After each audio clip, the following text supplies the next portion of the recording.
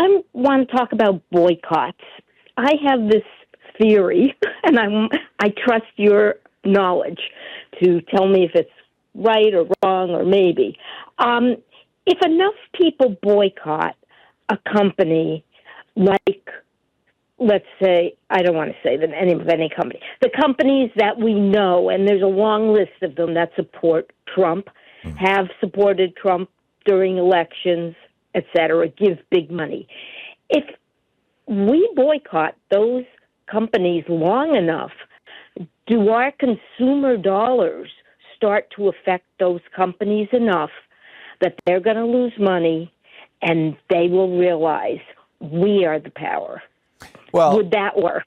Yeah. On the one hand, you've got, like, for example, Koch Industries owns a whole bunch of brands. You know, they own one of the major toilet paper brands, one of the major paper towel brands. They own a bunch of different companies. And yet none of which I buy. Right. But most people have no idea, you know, because they don't say on there owned by Koch Industries. Instead, it says, you know, whatever the brand name is. On the other hand, if you look at what's going on with Tesla right now, what you are seeing is an ad hoc, just, you know, kind of spontaneous consumer boycott, not just in the United States, but around the world, that is substantially hurting the company's sales and revenue.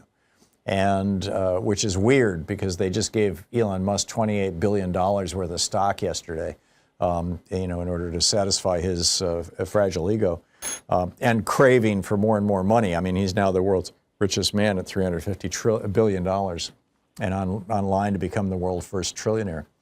So, yes, boycotts can have an effect, but the problem is defining the target. And most companies now, particularly the politically active companies, I mean, there's a few exceptions where they're fairly visible, you know, like United Healthcare, you know, they've gotten a fairly bad reputation, and a lot of their the business practices have been exposed since their CEO was shot by Luigi back in the day, last year. But you know, by and large, I don't think that consumer boycotts are going to be our salvation. It's just going to be a tough one for Elon Musk for a while. But I get it. You know, we've done them before. I'm not opposed to them. I just don't see an infrastructure for making them happen. Sydney, thanks for the call. Great question. Thank you so much.